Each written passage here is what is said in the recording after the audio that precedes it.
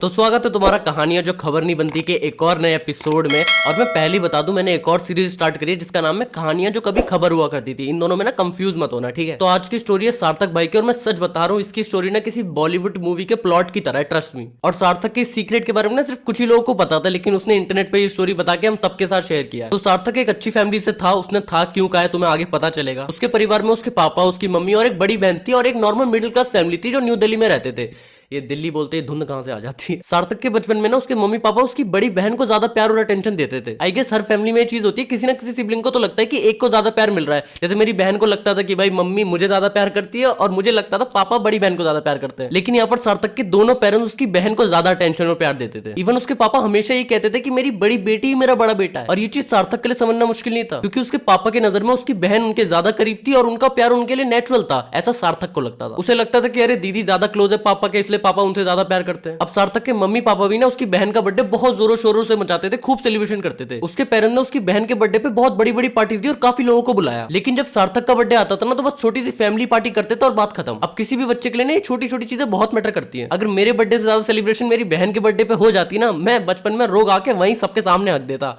बचपन में। अब हर वीकेंड पे ना सार्थक की फैमिली फोटो एल्बम खोल के बैठ जाती थी, जहां उसकी बहन की बहुत सारी फोटोज होती थी, बचपन की भी बहुत सारी फोटोज होती थी, बर्थडे पार्टीज की बहुत सारी फोटो होती थी, लेकिन सार्थक की एक भी फोटो नहीं होती थी उनमें। देखो मुझे और तुम्हें पता है कि सार्थक अडॉप्टेड था, लेकिन फिर उसे अडॉप्ट किया ही क्यों जब उसे ऐसा ट्रीटमेंट देना था।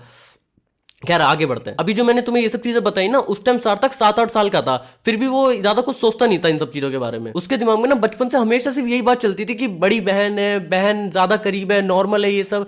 उसने कभी कोई सेकंड थॉट उसके दिमाग में आया ही नहीं। लेकिन कहीं ना कहीं ये बातें फिर भी उसको चुपती तो थी। अब उसके पापा तो उसकी बड़ी बहन से प्यार करते थे, लेकिन माँ थोड़ा बहुत क्लोज थी सार्थक के, जैसे हर माँ होती है अपनी बेटे के साथ। अब कई सालों तक ना ऐसी सिचुएशन रही। अब सार्थक की बड़ी बहन पढ़ाई में भी एवरेज थी, इसलिए उसके पेरेंट्स ने कभी उस पर प्रेशर नहीं डाला पढ़ाई का। लेकिन सार्थक पढ़ाई में थोड़ा अबव एवरेज था, इसलिए उस पर प्रेशर रहता था मार्क्स लाने का क्लास में। और सार्थक ने भी ना कभी डिसअपॉइंट नहीं किया उन्हें। उसे लगता था कि यही मौका है पापा का प्यार और अटेंशन लेने का, कि मार्क्स लाओ मिल जाएगा अटेंशन। इसलिए वो खूब पढ़ाई करता था और अच्छे मार्क्स लाता भी था। अब उस इंसिडेंट पे आ रहे थे जब उसकी जिंदगी पूरी तरह बदल गई। सार्थक 12th में था, मार्च का महीना चल रहा था और उसके बोर्ड एग्जाम आ चुके थे। अब फ्राइडे या सैटरडे था, उसे अच्छे से याद नहीं है, लेकिन उसके पापा की छुट्टी थी और वो घर पे थे। और सुबह का वक्त था और आयुष अपना एडमिट कार्ड अपने पापा के अलमीरा में ढूंढ रहा था। वहां एक सेफ लॉक था जहां उसके पापा ने उसका एडमिट कार्ड रखा हुआ था। अब वहां पर ना एक ब्राउन लिफाफा भी था जिसे उसने बाहर निकाल लिया, पता नहीं क्यों। उस लिफाफे में कुछ पेपर और डॉक्यूमेंट भी थे। अब उनमें से ना एक डॉक्यूमेंट ने उसका ध्यान अट्रैक्ट किया जिसपे लिखा हुआ था बर्थ सर्टिफिकेट। अब सार्थक ने वही डॉक्यूमेंट निकाला और उसे पढ़ने लगा। अब मुझे नहीं पता बोर्ड एग्जाम के दिन इतना टाइम किस पे होता है कि वो सुबह सुबह अपना बर्थ सर्टिफिकेट लेके पढ़ने बैठ जाए उसे, क्योंकि बोर्ड एग्जाम की रात में ना मैं बस यही सोचता रहता था कि सुबह ना बस लेट ना हूं, पढ़ा हो या ना पढ़ा हूं, बस लेट ना हो जाऊं।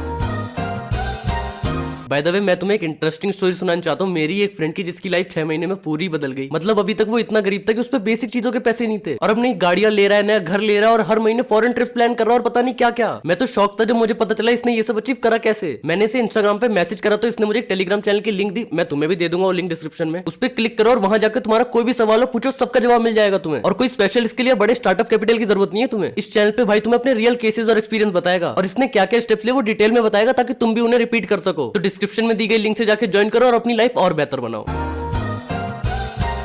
खैर छोड़ो, मेरी बात बाद में, हम सार्थक पे आ जाते हैं। अब सार्थक ने अपने पापा से बोलता है कि पापा ये ना मेरा बर्थ सर्टिफिकेट है, मैंने आज से पहले ना कभी पढ़ा नहीं है, और मुझे लगता है इसमें ना कोई गलती है। इसमें लिखा है किसी और औरत ने मुझे इस डेट पे जन्म दिया है, और कुछ और बातें भी लिखी हैं। सार्थक ने ये बोलने के बाद देखा कि उसके पापा का चेहरा ना सुन पड़ चुका है। उसने अपने पापा का ऐसा चेहरा ना पहली बार देखा था। अब सार्थक की माँ जो बाकी कामों में बिजी थी, वो भाग के आई रूम में, और उनके चेहरे पे भी ना एक अलग बेचैनी थी। अब सार्थक ने ना अपने पापा से फिर से पूछा कि पापा ये क्या है, ये कोई टाइपिंग मिस्टेक ही है ना। और इधर सार्थक की मम्मी खड़ी है जो अपने में बोल रही है कि ये नहीं होना चाहिए था। अब सार्थक ना उस मोमेंट में कांपने लगा। अब उसके पापा ना पूरी तरह से चुप थे, लेकिन फिर गुस्से में बोलते कि तुमने ना जहां से डॉक्यूमेंट उठाया वहीं रख दो जाके वापस। अब सार्थक को कहीं ना कहीं पता तो चल गया था, लेकिन फिर भी वो सच सुनने से डर रहा था, और वो अपनी मम्मी से पूछ रहा था। उसकी मम्मी रोने लग जा रही थी, पापा कुछ बोल नहीं रहे थे। फिर जाके उसके मम्मी पापा ने उसे बताया कि वो उनका बायोलॉजिकल बेटा नहीं है। उन्होंने उसे तब गोद लिया था जब वो सिर्फ 2 साल का था, एक ऑर्फनेज से जो कोलकाता में था। फिर उन्होंने सार्थक को उसके असली माँ बाप के बारे में बताया, जिनकी डेथ हो गई थी कार एक्सीडेंट में। उस एक्सीडेंट में सार्थक का एक छोटा भाई भी था जो गुजर गया था, और सार्थक सिर्फ एक लौता सर्वाइवर था उस एक्सीडेंट। फिर उसके मम्मी पापा ने उसे उसके अडॉप्शन सर्टिफिकेट और कुछ डॉक्यूमेंट भी दिखाए। अब यहाँ पर ना मुझे बस एक चीज समझ नहीं आ रही कि बोर्ड एग्जाम में क्या है जो सुबह कोई डॉक्यूमेंट देख रहा है, कोई डॉक्यूमेंट दिखा रहा है,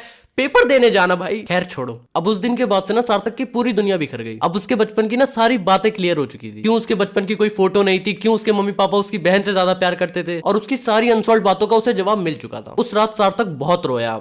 आई गेस 2 बजे तक पढ़ाई करी होगी भाई ने। अब सार्थक की ना उस टाइम एक गर्लफ्रेंड भी हुआ करती थी। अब सार्थक ने अपनी ये सारी बातें अपनी गर्लफ्रेंड को बताई और उसने ना कुछ अजीब तरीके से रिएक्ट किया। उसकी गर्लफ्रेंड ये सोच रही थी कि सार्थक मुझसे ना टेंशन लेने के लिए ये सारी बातें बना रहा है, और उसी रात सार्थक का ब्रेकअप भी हो गया। उस एक दिन में सार्थक भाई के साथ इतनी सारी चीजें हो गई ना, मैं बस सोच रहा हूँ इसका एग्जाम कैसा गया होगा। अब ये सब चीजें होने का रिजल्ट ये हुआ कि सार्थक को बुखार और बहुत ज्यादा हेल्थ इश्यूज होने लगे। उसका मैथ का एग्जाम बिगड़ गया। उस साल उसके मैथ में सिर्फ 50 नंबर आए, जबकि उसके केमिस्ट्री और फिजिक्स में 88 और 95 आए थे। अब इसका नतीजा ये रहा कि वो जेई के लिए एलिजिबल नहीं रहा। भाई नहीं बनी होगी परसेंटेज। लेकिन उस दिन के बाद से सार्थक का लविंग परिवार एक बॉलीवुड मूवी की सौतेली फैमिली की तरह बदल गया था। ना वो अपने माँ बाप से बात करता था, ना माँ बाप उससे बात करते थे। सार्थक की बड़ी बहन उससे बात करती थी, लेकिन ऑकवर्डनेस थोड़ी बहुत आई गई थी। अब सार्थक और उसके परिवार की दूरियां दिन ब दिन बढ़ती चली गई। पहले ये लोग हर रात साथ में बैठकर डिनर करते थे, फिर वो भी बंद हो गया। सार्थक पूरा दिन अपने रूम में बंद रह के गुजारने लगा। और फिर बाद में सार्थक ने एनआईटी छोड़ दिया और अपने पसंद की डिग्री करने के लिए किसी गवर्नमेंट कॉलेज में एडमिशन ले लिया। और वहां उसकी मुलाकात एक लड़की से हुई और उसने 4 महीने बाद ही उसे प्रपोज कर दिया। खुशकिस्मती से उस लड़की ने भी उसे हाँ कह दिया, ऐसा सार्थक का कहना है। अब उसने अपनी इस वाली गर्लफ्रेंड को भी अपनी सारी कहानी बताई और इसने बहुत ज्यादा हेल्प करी इसकी इन सब चीजों से निकलने के लिए। अब सार्थक के लिए वही लड़की उसका परिवार है, उसके जीने का सहारा भी, ऐसा उसका कहना है। सार्थक भाई उस लड़की से दुनिया में सबसे ज्यादा प्यार करते हैं, कोडिंग और कॉफी के अलावा, ये भी उन्हीं का ही कहना है। और उसी लड़की की वजह से हम सब ये स्टोरी सुन भी पा रहे हैं, क्योंकि उसी लड़की ने कॉन्फिडेंस दिया सार्थक को कि वो सबके साथ शेयर करे ये।